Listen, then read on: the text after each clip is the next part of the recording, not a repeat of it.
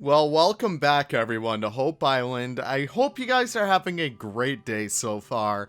Without further ado, we have a lot to actually get into for this video today. I hope you guys are staying up to date on everyone else who's doing videos. I know Sib and Nick and Zuv are all doing videos, so I hope you guys are enjoying all of their series.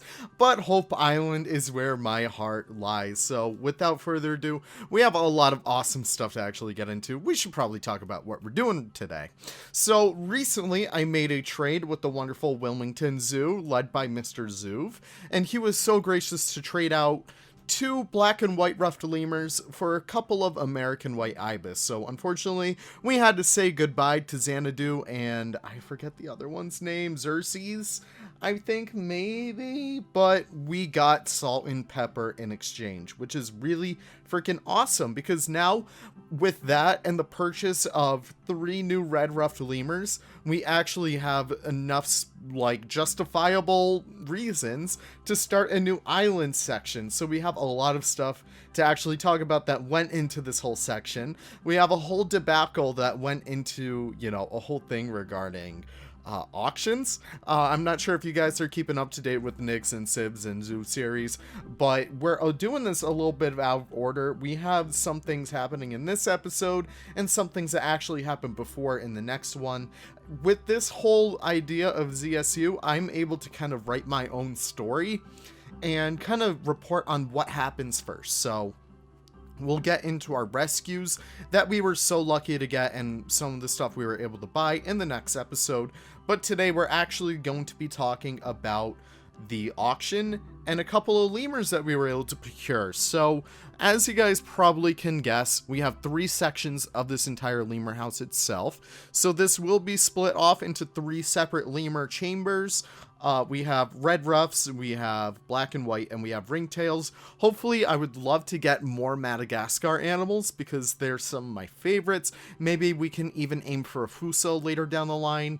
But for the time being, I really just want to focus on this whole section. And we are actually going to participate in the trade soon with Mr. Forge and get some really awesome island species going forward. But over here, you can see me kind of refactor these aviaries. I do apologize. Oh my gosh, I should probably write this down every single time I do it, but I do apologize. I do not know who made these, but if you guys look up aviary on the workshop, you should be able to see these. No, these are monkey cages. If you look up monkey cages, you should be able to find these, but I use these to kind of make our trifecta of lemur cages, I guess you could kind of say. And we have this centralized building in the middle that doesn't actually connect to anything. So it's going to be something we'll need to work on later down the line. We can probably imply that we have underground access for keepers who get to the actual lemurs themselves. But yeah, it's just all really awesome. So going through here, I really want to have this be a relatively standout building. That's one of the things I really want to do with this. So we kind of line off the stained wood with some, you know, East Asia cobble or whatever that is.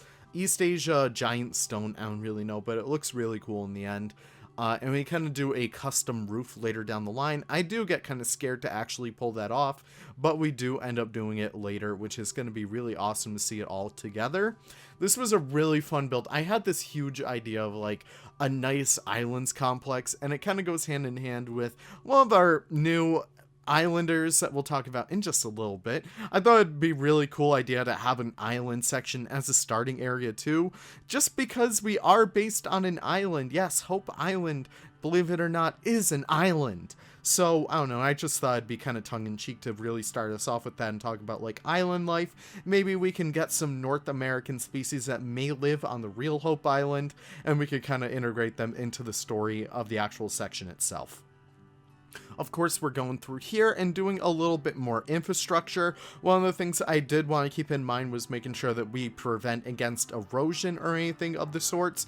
So you could probably imply that the contractors of Hope Island would be, listen, we gotta actually like block off some parts of the island just in case if it does dry up a little bit so that it doesn't all go falling into the water. So we do have those water breakers right over there as a way to kind of, you know, prevent against any calamities that might actually happen on the island. Who knows? With me in charge, we may get a ton of them. But we're actually using some more of ZZ's foliage in here to give us a little bit more of island representation. We do use some foliage from his East Asia pack, we use some from his North America pack, and it all really helps to make this beautiful look in the end. We have nice bushes, and we have some freshly planted down saplings that look really beautiful as well. It just looks insane at the end, and I hope you guys stick around just long enough to see it all in motion.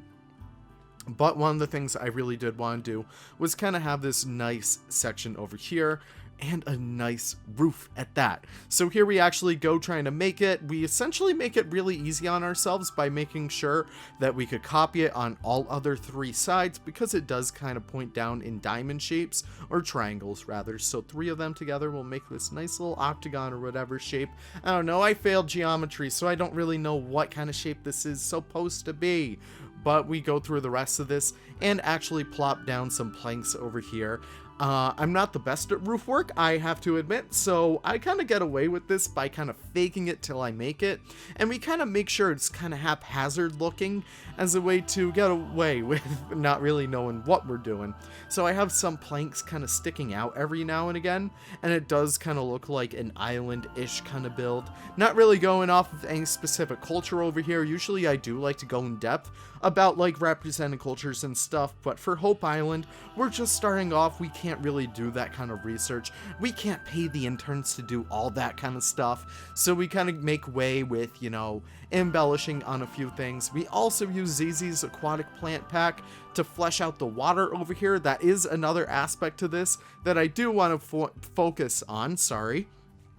So over here, we're gonna have our first little press room kind of focus. We have resident harbor seals in the harbor. They aren't owned by the zoo, unfortunately, so they will leave. They might come back, yada yada. But we do have these fellow little chunky boys stopping by every now and again, and they do have their own little family. We'll see them coming up relatively soon. I don't actually have a press room thing for that just yet. So that is a really awesome thing to have over there, just in being able to integrate a lot of natural life in here. And one of the other things I did want to have was a dinosaur walkthrough, so we could actually see the press release for that right now. Yes, so that's another thing I did want to incorporate. I was experimenting, you know, I was doing some funky stuff as always, and I put down one of Sib's dinosaurs in here, and I was like, wow, he's staying in put in just a single space, and he's kind of doing these looped animations. I wonder if we can make something out of that. So that's exactly what we did. That's something that you see a lot of when it comes to these kinds of things. A lot of the times when you see zoos, they may kind of rent out these dinosaur walkthroughs run by like larger companies and whatnot. So that's a really awesome thing to have. And I just thought it'd be a really fun way to integrate some space. You know, we're not really developing on that just yet, so we might as well use the land for something while we're there. So we could probably imply that there was a little bit of a nature trail back here, back in the day before we bought out the land, and we kind of just threw a bunch of dinosaur animatronics over there. What could go wrong, you know? So we kind of line them up as best as we can, have them face the right way. That's probably like the biggest issue right there. And we kind of set up these little scenes for all of them. So the Dryosaurus has like a little burrow in the back, because it is thought to be that Dryosaurus used to burrow. We have an Allosaurus feeding on a temporary water buffalo skeleton. Not really sure why it's a water buffalo. Could have easily done a dinosaur, but I didn't want to kill one just for the sake of that. I guess I could have with my little new cheeky thing. But all things being considered, we just do decorate the rest of these little set pieces. And we do put lighting in there as well, so guests can come here in the night and be terrorized by all these beautiful dinosaurs. The Ankylosaurus in the front, unfortunately, doesn't really work the best. That is quite a little bit of a shame, but, you know, all things being considered, it all comes out relatively nice in the end. And we should probably talk about our new residents that we have over here. So I'm trying to look through my press room right here so I can make a nice little cut. But we don't actually have any of the lemurs themselves, but we could actually show off the press conference room for Islands of Colors. Yeah, that's kind of the theme I wanted to go off of. Just because the lemurs that we do have, they are very colorful. We have black, white, red, black, white again. Not too much color in here just yet, but I don't know, we'll get there soon enough. I am working on a trade with Forge, as I said before, for another island species, so we should be seeing him relatively soon. I'm so excited to get them in the park. I'm so excited to get breeding happening. So if you guys don't already know, we have a wonderful, wonderful team behind, like, you know, the inner mechanisms of this whole collaborative. Avi is one of, like, you know, the top coders behind the entire project. She or they, I forget their actual pronouns. Oh my gosh, I'm so sorry. They are working tirelessly on getting this whole thing to be automated, getting breeding to be automated, getting stores to be automated, and they are doing such a wonderful job at that. Hopefully, once that actually does get worked out, we'll finally be able to release the actual link to the public in the description down soon to all you guys, so you guys can all come, maybe even trade with me, trade with Nick, trade with Forge, trade with everyone, and get this wonderful collaborative of projects going. And I don't know, I'm just very excited for all that to happen. We're gonna get a lot of awesome stuff going forward. Now, one of the things I did want to have over here was a nice grand sign to really welcome you in. So we do use some of Nick's cobblestone over here. I guess it's really flagstone. Updated, of course, with the new Safari Pack. If you guys haven't checked that out, definitely go check that out, because there's a lot of awesome new props in there as well for you guys to use. And we do Islands of Colors. That's really what I want to do. I wanted to do Islands of Adventure at first, but hey, Universal would have sued my ass if I did that first. So I want to have this little bit of a rainbow, wow. A little bit of a rainbow text right over here with a little bit of dilapidated colors down below. And it comes out really freaking well in the end, because, I don't know, it just welcomes you into such a beautiful, colorful area. And I can't wait to go through here and do some gardening, get some animals in here that we don't have just yet. And I don't know, it's just so fun, guys. Oh my gosh. And I want to talk a little bit about, like, you know, the ringtails and stuff, because this is one of the points I want to touch on before. I was trying to find a logo for that, but I couldn't really settle on anything yet. But we do come up with something later down the line.